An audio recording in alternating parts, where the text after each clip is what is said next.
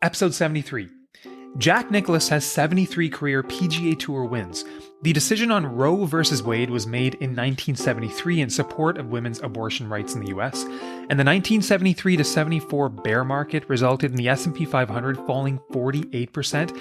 It was 21 months in duration, and it was almost 6 years until new all-time highs were reached. Beyond MD, episode 73, here we go! Hey everyone, welcome back to the Beyond MD podcast. I just want to be clear, I'm not trying to instill any fear on investing in the markets. I simply like to learn about history and to make myself aware of what happened, because we all know that at some point in our investing lifetimes, the markets will fall hard. It's going to happen, but the best thing is this creates opportunities and the markets are resilient. They always come back. Also, in the last episode, episode 72, I was a bit absent-minded. I forgot to mention the fact that Annika Sorenstam, arguably the best female golfer of all time, has 72 career wins, which is absolutely phenomenal. So today's topic, which is health spending accounts, is one topic that I've been getting a lot of questions about. And truthfully, it's a topic up until now that I didn't have very deep knowledge about. So I'm really excited to bring this topic to the podcast. So in a nutshell, a health spending account is something that many incorporated small business owners will be able to sign up for if they choose. And this allows one to cover costs for health-related expenses using corporate dollars, all deductible to the corporation, rather than using after-tax personal dollars. That's a 300-foot overview, but this episode will cover everything that you need to know. Before the conversation, here's a quick message. I'd like to take a minute to talk about a company that I've been following for a few years now. I initially met them on this very podcast and was taken by their story and passion to make life better for doctors. Introducing Aria Health, the groundbreaking electronic health records company that's redefining the way doctors practice medicine. Aria Health is all about putting doctors back in the driver's seat, in control of your destiny to become the doctor you've always aspired to be. Aria Health is not your typical EHR company. They're all about keeping the focus where it belongs, on you and your patients. They want to empower you to be caring, present, efficient, and powerful in your medical practice, without the burden of endless note-taking and paperwork. Join the Aria Health community of doctors who are already taking back their lives and practicing medicine the way they were meant to, free of corporate shackles, one patient at a time. But that's not all. Your time is precious, and you want to get back to what truly matters.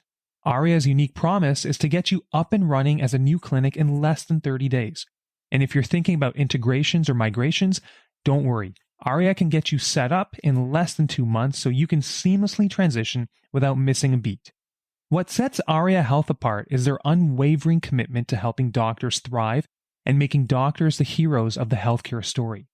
They leverage the power of artificial intelligence, handling complex data ingestion and automating workflows so you can focus on patient care, not paperwork. And I've seen this in action myself. Visit ariaehr.com, that's ARYAEHR.com, and discover how Aria can empower you to take charge of your medical practice. You can use a special code BeyondMD to get your first month for free. So to help us understand health spending accounts, I have Justin Manning today on the show. Justin Manning has been a licensed life and health insurance broker since 2016. Before that, he was a licensed fitness trainer for over a decade, and he is deeply passionate about human, animal, and environmental health. So with that, please enjoy my conversation with Justin Manning. Okay, Justin, it's really good to have you on the show. Welcome to Beyond MD. It's great to finally connect with you. Thank you. Happy to be here. So, Justin, just tell me, are you based in Vancouver? Just outside, actually. Fun fact, the birthplace of British Columbia. I'm in Fort Langley. Oh, very nice, very nice. Justin, before we get into the topic at hand today, just take some time to tell us about who you are and what you do. Yeah, thank you so much. The first thing that I'll say is it's very, very important, especially with today's conversation, for me to note that I am not a tax advisor. I am not an accountant, CPA, or anything like that. By trade, since 2016, I am a licensed life and health insurance broker. And so I have a lot of these conversations on a day-to-day basis about HSAs, other types of group benefits, group savings plans, individually or corporately owned life, disability, critical illness, that type of thing. Okay, very good. So I wanted to bring you on today to talk about health spending accounts, so the so-called HSA. So Justin, just maybe give us a quick summary on the HSA. What is it? how does it help us be a little bit more tax efficient? And then we can dive into the details. Sure. So an HSA pays for personal health expenses with 100% deductible pre-tax business dollars instead of after-tax personal dollars. If we wanted to go ahead and do some reading, like let's say on the CRA website, is this synonymous with a private health service plan? Yeah, PHSP, private health services plans, started in the 80s. And that is right. An HSA, a health spending account, or an HCSA, healthcare spending account, they're both synonymous essentially with the PHSP. A lot of people talk about HSAs. When I was first starting the podcast, quick story, I was seeking topic suggestions from my audience. And one of the first topics that somebody suggested 4 years ago was the HSA, and I ignored it up until now. And so here we are now talking about it 4 years later.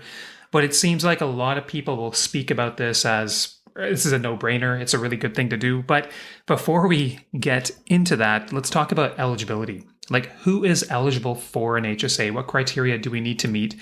Maybe we can talk about it first from the corporate side of things, and then, if it's relevant, as a sole proprietor. But what do we need to be eligible for an HSA? So it's important to note that an HSA would vary depending on a provider that is selected. There is also the ability to have a self-administered HSA, and if we want to get into maybe some of the precautions in that scenario, but for all intents and purposes, if we're talking about an incorporated professional who's looking at an HSA, they're going to be in one of two positions. They're going to be in a position where they do not have any employees, or they're going to be in a position where they do have employees. So talking about an incorporated professional that does not have employees, generally what you're going to find in the industry as best practice is that that individual owner operator is going to be drawing T4 income from their corporation in order to be eligible. Now, CRA does not explicitly state that T4 is a mandatory requirement. Originally, when they did post their bulletin, there was that specific language about T4, but soon after they revised that bulletin and removed that portion of T4. Now, best practice, talk to your tax advisor, but best practice is to have T4 because in order for an HSA to be eligible, in the eyes of CRA, it needs to be deemed as an employee benefit and not a shareholder benefit. And one of the most sort of bulletproof ways, if you would, to prove that you are an actual employee of your own corporation is through T4. Now, maybe I can use my own situation as an example. So I'm incorporated, and as things stand now, I'm the sole shareholder of my corporation. So technically, I'm the sole employee, and I would be a non-arm's length employee if I'm understanding the lingo properly. So am I eligible to set up an HSA through my corporation and then basically use that to cover things like dental work, optical work, things like that? Absolutely. In the situation that you're describing, owner, operator, no employees, incorporated professional, the language that you're using about arm's length employees typically is going to fall into the category of if somebody is talking about doing an HSA for sole proprietors, which, to be honest, and for your listeners, I don't do that. There are a lot of different rules and regulations for HSAs as a result of being a sole proprietor, so I focus on working with incorporated professionals only. But to answer your question, yes, absolutely. And the reason that a lot of folks in your situation might not be doing this already, one, the awareness just isn't there. There's not enough, I think, of these conversations. So there's a lot of confusion if you're actually eligible. And then unfortunately as well too, in the marketplace, there's a lot more money to be made when it comes to traditional group insurance plans versus HSAs. I don't have an HSA, but let's say if I was to set one up. Now, who in my household could benefit from that? My wife, who's not currently a shareholder, Could she benefit? Could my kids benefit? Could other people in my family benefit from an HSA that is set up through the corporation? I'd really want to clarify this. Yeah, the way that it works is spouses, whether that is married or common law, and children under the age of 21 Hmm. are the most common eligible dependents that you're going to find. As well, children under the age of 25, if they are in full-time post-secondary education and are financially dependent and living with you, they would also be eligible. And that goes for other relatives of yours, parents, grandparents, that's common. Maybe you have an adult child, above the age of 25 that has a disability and is living with you and is financially dependent.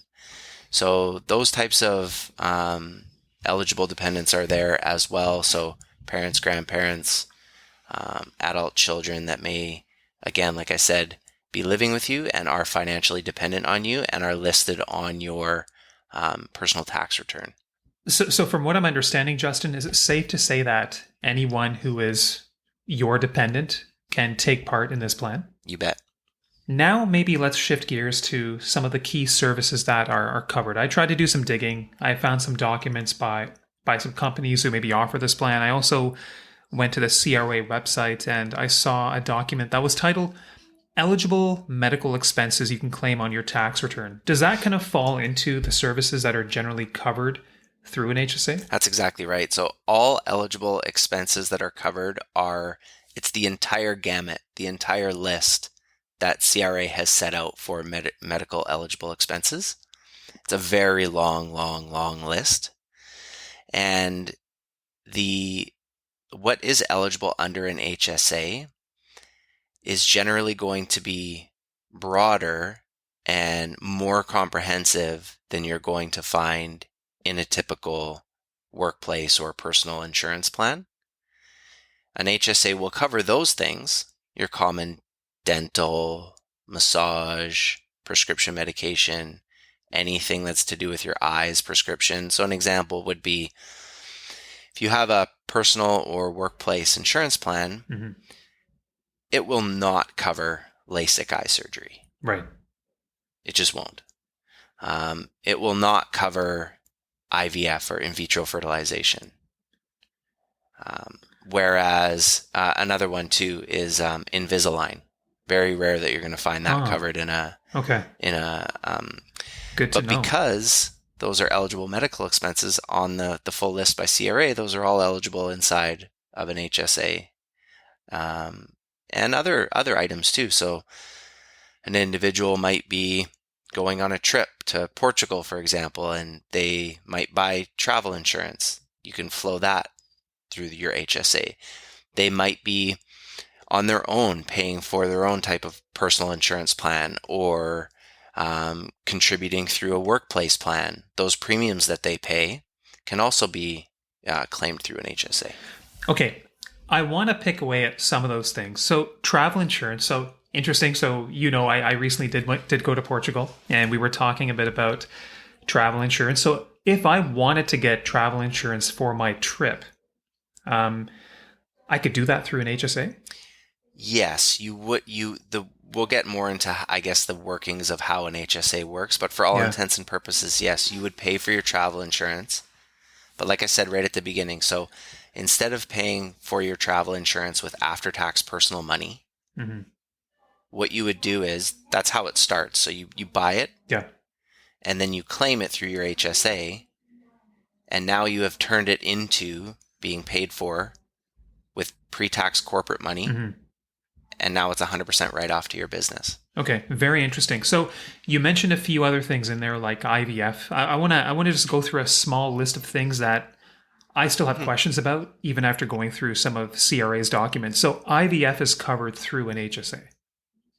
Is that right? Yeah, again, so the HSA is slightly different than the medical expense tax credit, where the medical expense tax credit is sort of different, varying by province, whereas an HSA doesn't really follow those same guidelines. So for instance, in Ontario, and BC is going to do it in the middle of 2025, I think. But in Ontario right now, the first round of IVF is covered. So you wouldn't be able to claim your first round through an HSA if you're in Ontario because that's covered through the government. But maybe you need to do a second or a third or a fourth or a 10th round of IVF. All of that permitted to the limits in your HSA could be covered by your HSA. What about contact lenses, glasses covered through an HSA? Anything prescription. Prescription contacts, prescription glasses, prescription sunglasses. Like I said, LASIK eye surgery. Cosmetic work, Botox. I went to the CRA website. Not that I do it, but I know a lot of people who take part in this, and they seem to say if it's done just for cosmetic purposes, maybe not covered. I'm hoping for some clarity on this. If it's done purely for cosmetic purposes, 100% not covered. Okay. A lot of people are doing Botox as a result of migraines and other eligible medical reasons. Yeah. Highly likely those will be covered. Vitamins are not covered, right? No. So all prescription medications are covered.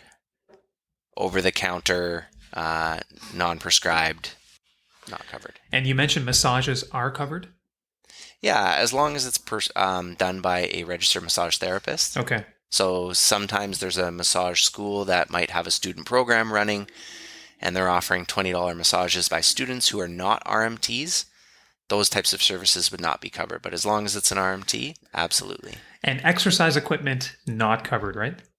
No, maybe we'll get into a little bit later about like a wellness, lifestyle, or taxable spending account, but that falls into the same category as vitamins. Okay. Or even as well to cosmetic. Okay, perfect. Yeah, we'll get into that towards the end. Now, let's say I go to the dentist and I get some work done and I get a bill. So maybe can you take me through that scenario? Like, how would I get reimbursed for that, and how would my HSA kick into place? So there's again, depending on the provider that you've chosen to go with, there's, in my world, two real ways that this is going to happen. So the first way is virtually automatic and seamless for the employer. Again, in your situation, we're describing the employer and the employee are the same individual, right? So we'll just go with that. The way that would work in the first scenario is you go into the dentist, you as the employee pay for the service personally. You then submit that claim either through desktop, but mostly on the mobile app that you will have access to. That claim will then be adjudicated, basically processed, made sure that it's accurate, all the information is there. And you as the employee, within a couple business days, are going to receive what you paid. As long as you have that amount in your HSA, you're going to receive that back 100% tax-free.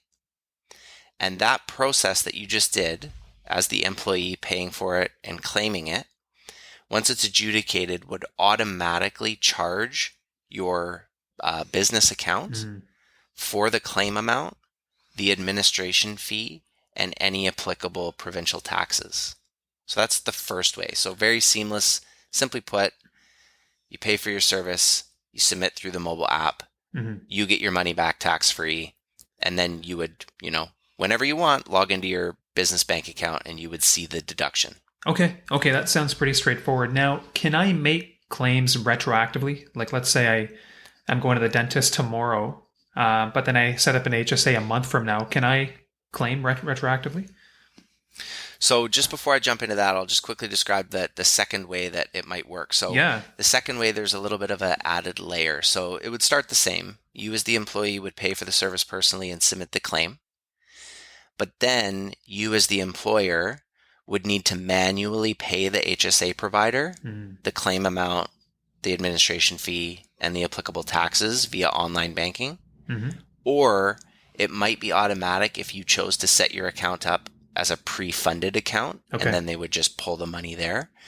And then after that's done, you would receive your money back as the employee 100% tax-free. So the second one that I described, a little bit of an added step, still awesome in terms of all the tax savings. The first one I described, pretty seamless and quite automatic. Okay, Justin, thank you for that. Now, people's situations can change with time.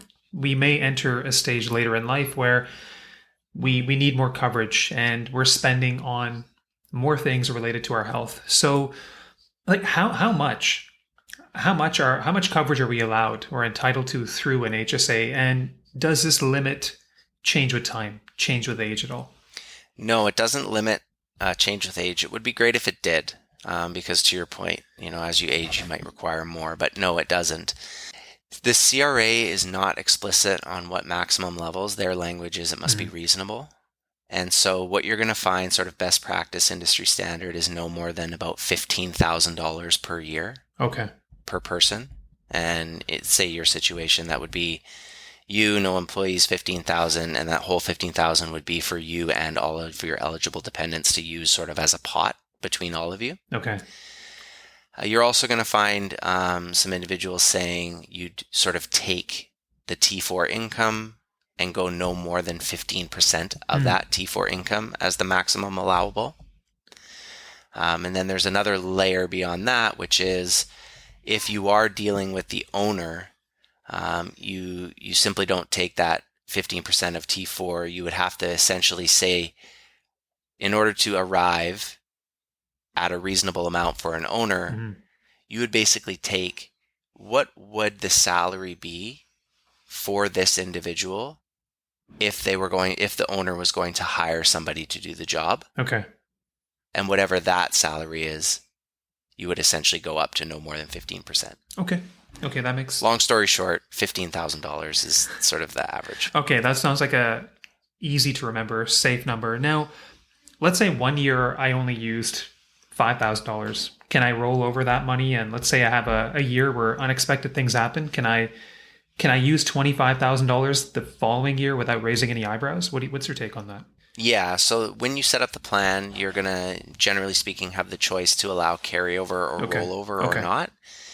And that, when you do, it is only for 1 year. So in your example, it would be 25 that following year.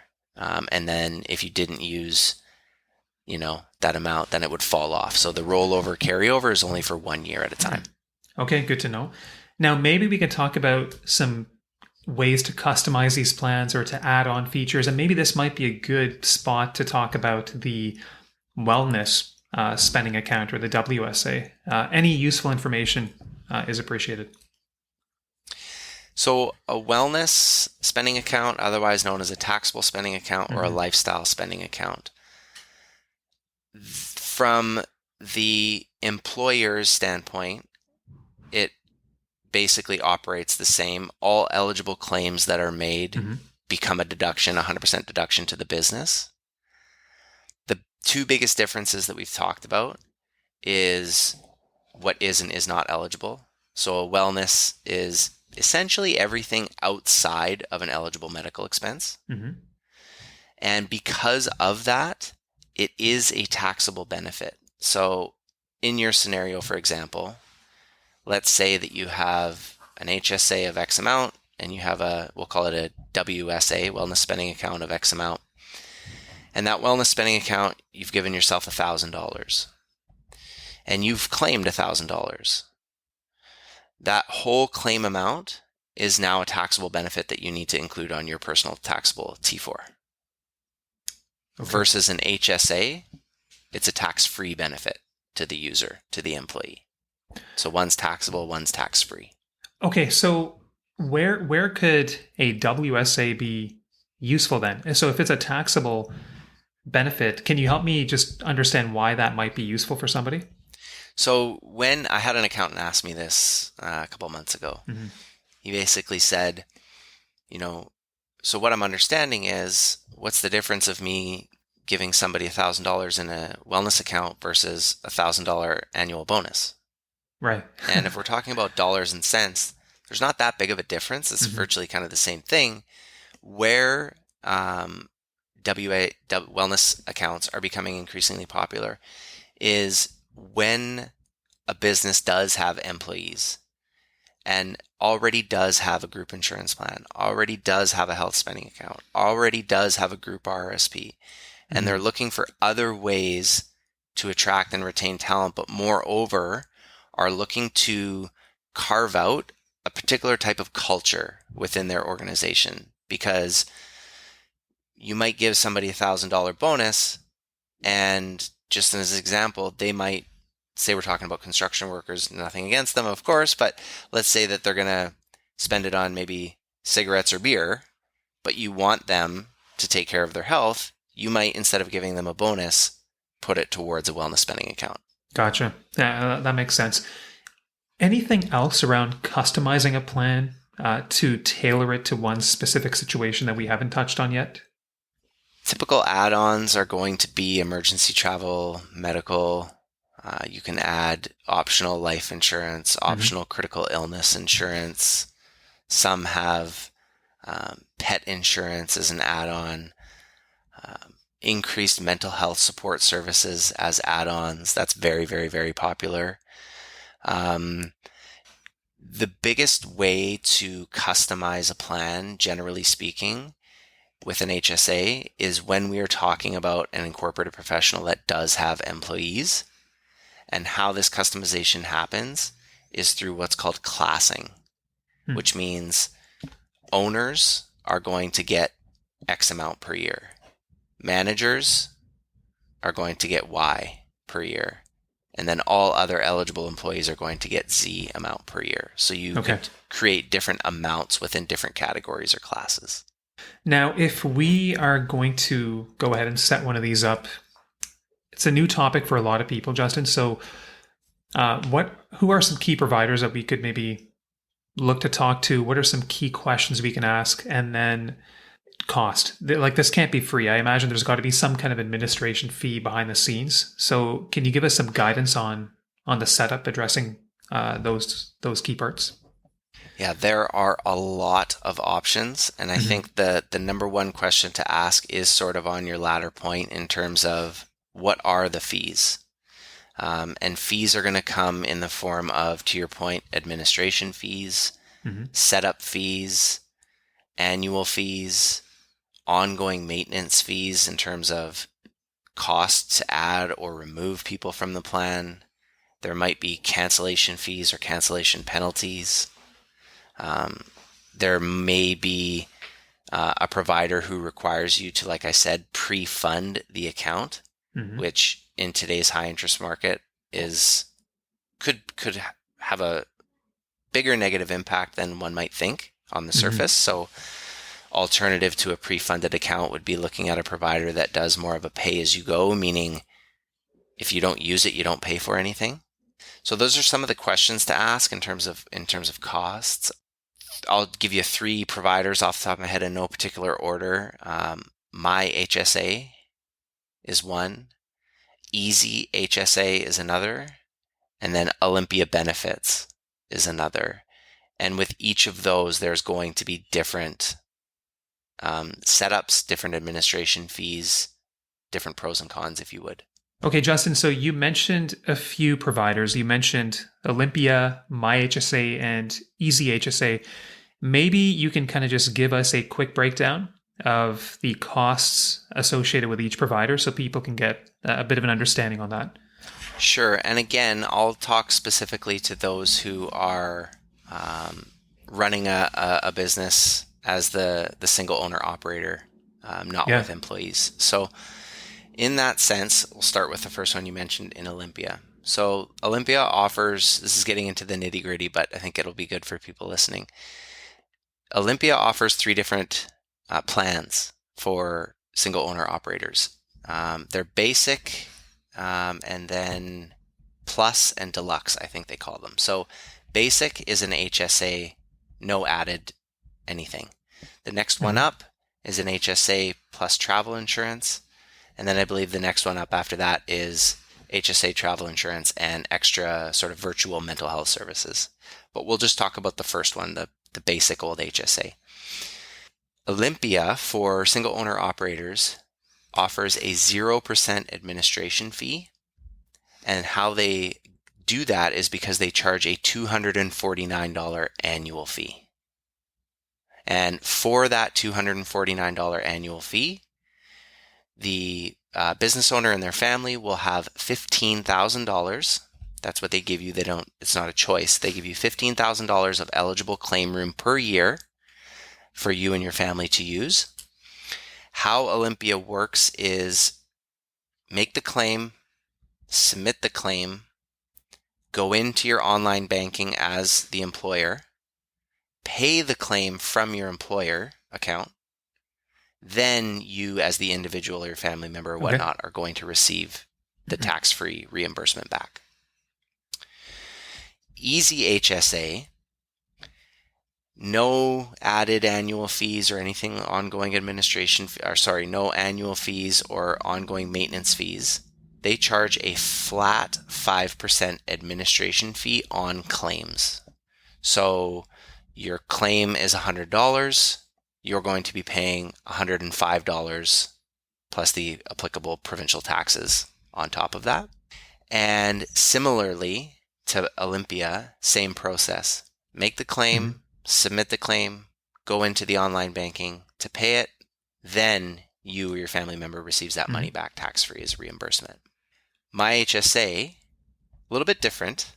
They charge, as the provider, 5%. But unlike Easy HSA does not work with advisors in the capacity of the advisor getting revenue, simply a sort of referral or introductory basis. My HSA works exclusively through advisors. And so the fee for my HSA, again, no annual fee, no ongoing maintenance fees or anything like that. They also charge a flat 5% administration fee. And then the advisor who worked with the client to get to this point has the decision to make if they want to add revenue to their business in the form of 1%, 2%, 5%, whatever it might be. Industry standard, generally speaking, 10% total. 5% for the advisor, 5% for my HSA.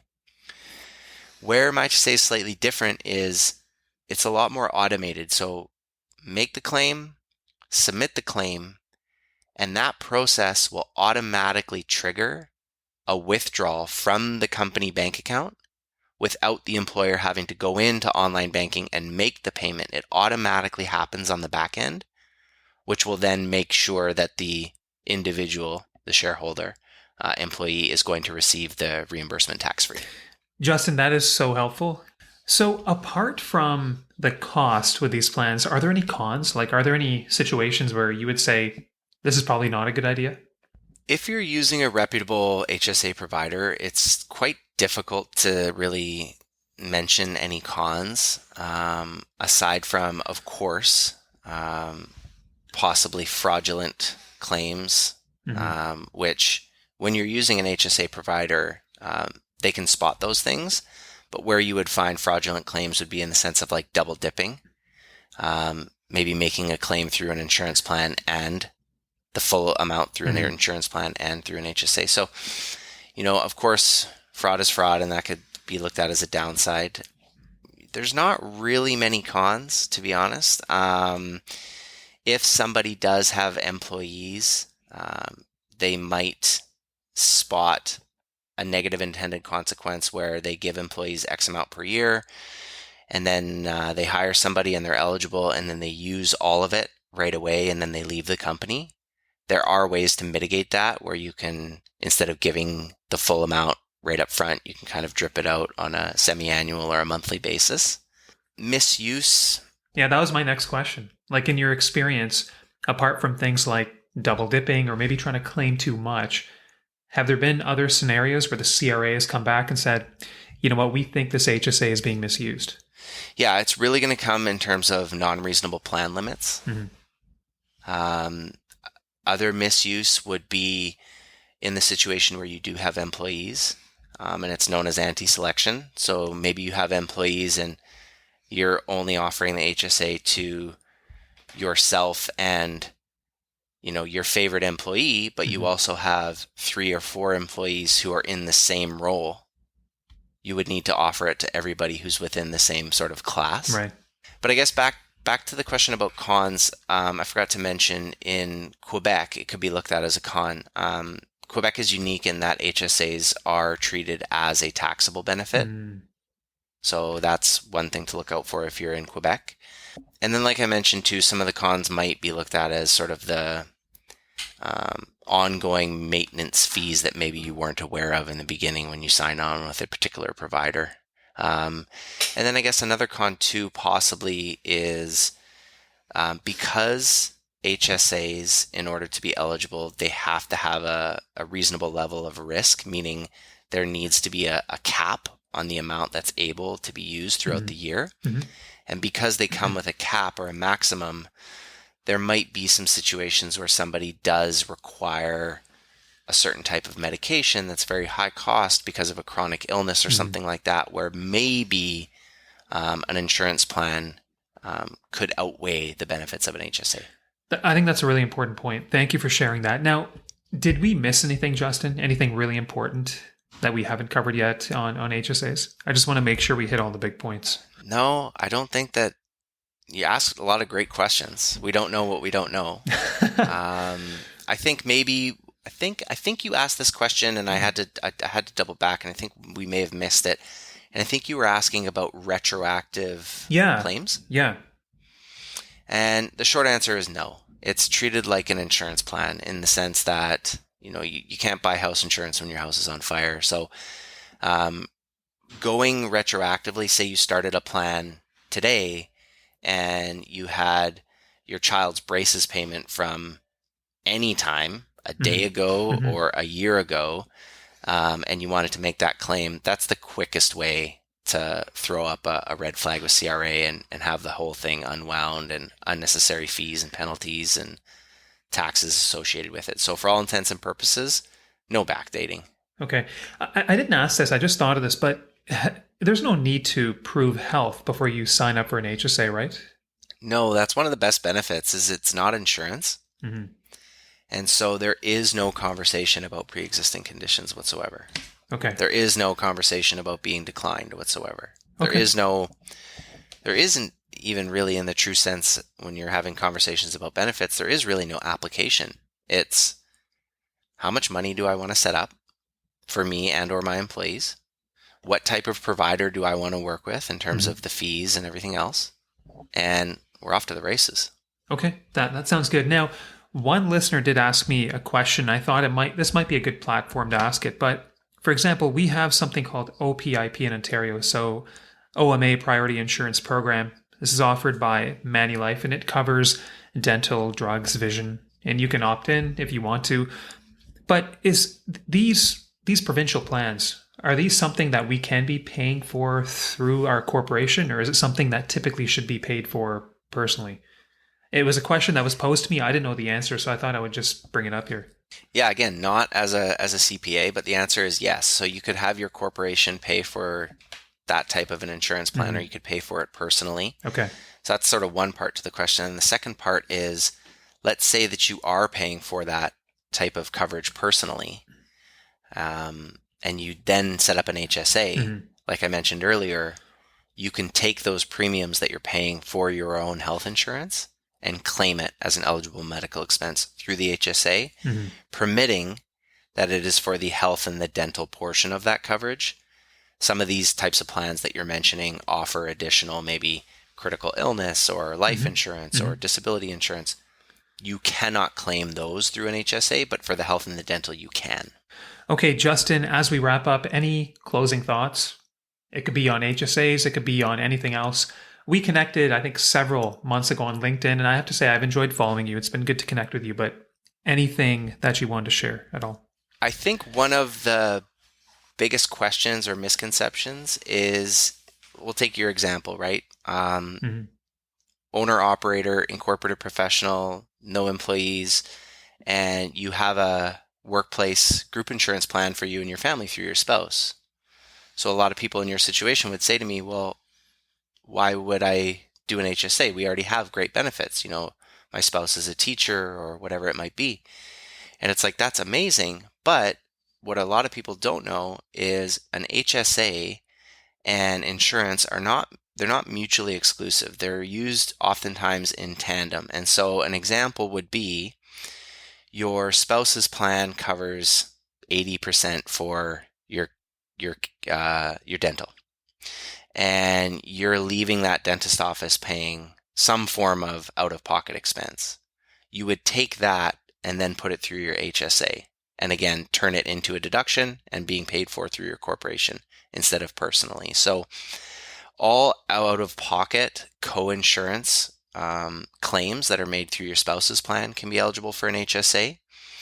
Maybe your spouse's plan only covers a certain amount of massage, but you really like massage and you want to use more of it. Anything above those limits, you would just start going through your HSA. And then we already mentioned as well, too, things that certainly won't be covered by a group insurance plan. You can put towards your HSA. And for all intents and purposes, the HSA is generally going to be the last payer. So you would go through the insurance first. Anything that's still outstanding and you don't want to pay for it with high tax personal money, you let your corporation pay for it through the HSA. Justin, that's really useful information. And in fact, it made me think of one last question. Is there ever a scenario where, let's say you really like massages, let's just take that example and run with it, but if you submit that under the HSA, is there ever a scenario where the HSA provider is just like, hold on, you've already tried to claim X amount in massages, we're only able to go up to this amount, even if it's under my $15,000 allowance. Is there ever an issue with that? No, and that's why HSAs in a lot of scenarios are viewed so favorably, because they, from the user's perspective, is because there's kind of unlimited flexibility and control in terms of using it for what's important to you. There are no limits and percentages and these types of things that are associated with traditional benefits. Okay. As long as you have that amount of money to be able to claim, you could use, again, we'll say 15,000. You could use the whole 15,000 in the ear on massage if you felt like it. That's so interesting. Okay. HSAs, you don't pay unless you use it for the most part. And instead of paying for health expenses for you and your dependents with high after-tax personal money, you're paying for it with pre-tax corporate money and getting a write-off. It's hard in today's world with all the information and misinformation to really quantify something as a no-brainer. Yeah. But I'd have to say that this sort of fits that bucket, fits that bill. Yeah. There's certainly a lot to like when we talk about HSAs. But Justin, I want to thank you for your time. It's been great to connect and chat with you today. Thanks. So in June this year, the family and I, we had a chance to travel a little bit, and I was hoping to spend a minute now just sharing what I've learned. I've been reflecting on the trip. So we went to the Azores and also to mainland Portugal, Porto and Lisbon, both of which were wonderful. My parents and sister joined us for the first half of the trip, which was really, really nice because life gets busy and it can be really difficult to coordinate family trips like this. So we were very grateful that we had the chance to all travel together. And then for the latter half of the trip, Seema, Rohan, Zain, and I, we were traveling as a unit of 4, and that was equally special. And I've been talking to people who are about 5 years ahead of me, and they've all told me that they think it's a great idea that we're traveling with the kids while they are young. Because sometimes I've wondered, will they remember it?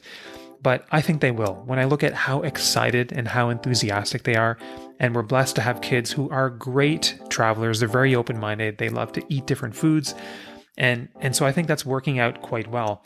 I'll also say that back in the day, I wasn't traveling all that much. I found travel expensive, but I have been doing a few things differently in the last couple of years. And I talked about some of this with Ricky Zhang on one of our most popular episodes in the podcast. We talked about traveling the world by optimizing credit card points. So for anyone who's interested to learn more about this, please feel free to go back and listen to my conversation with Ricky. Some of the things that I have taken from that episode and put into practice myself. I use a few credit cards very intentionally, especially through American Express. One is the American Express Business Platinum card, and the other is the American Express Cobalt card. I think the combination of these cards has allowed us to accumulate points at a more rapid rate, and I'm grateful for it because we are living more experiences together as a family because of it. Now, some of these cards, especially the Amex Business Platinum, it's getting more and more expensive, but when I look at all of the refunds that I'm getting through the card, so $200 as a travel credit, $200 by booking through luxuryescapes.ca when the promotions are available. I did that twice in the last year, and then also getting $10 per month back for my cell phone bills. So that is all amounting to $720 in 1 year alone back in refunds. I think it makes it all worthwhile. So if you're interested in learning more, that episode with Ricky contains the information. And for people who are interested in maybe exploring these cards, I will share my referral link for the cards in the show notes. And if that's something you choose to use to support me in the podcast, that is something I do not take for granted and I do deeply appreciate. But one of the things I wanted to talk to you about was the way in which we travel. So I found that once we traveled from the Azores to mainland Portugal, we got to Porto, we were excited to hit the city, and I found ourselves just going through the little nooks and crannies of the city. And we were following the kids as they kind of paved the way. And I found that we as a family, we have an affinity for these nooks and crannies. But I found that taking these less traveled paths has actually made the trips more enjoyable because we are often contending with smaller crowds. We have the sense of adventure, that sense of the unknown, and then we get a chance to see some of the most authentic and enchanting parts of a city. And I find that traveling in this way makes our trips much more enjoyable. And I was thinking about this, and I was thinking that when we translate these same concepts to the way in which we live our day-to-day lives, well, we have a choice in life to sometimes take the conventional path, the one that is more traveled, but sometimes to take the path that is less traveled, filled with unknowns, filled with adventure. And I found that as I've jumped on that less traveled path and taken the plunge sometimes, I'm learning a lot more. I'm learning about things I may not have learned had I stayed on the conventional path. I'm also coming up with new ideas. I'm growing as a person. I feel that life gets more exciting. And I'm meeting a lot of wonderful people along the way. So what my travels have taught me is that sometimes you have a choice to make when it comes to which path you're going to take. You don't always have to take the same path that everybody else is. Sometimes it may be a good idea to find that nook and cranny because you never know what lies on the other side. Guys, thank you again for joining me. Until next time, stay well, stay savvy.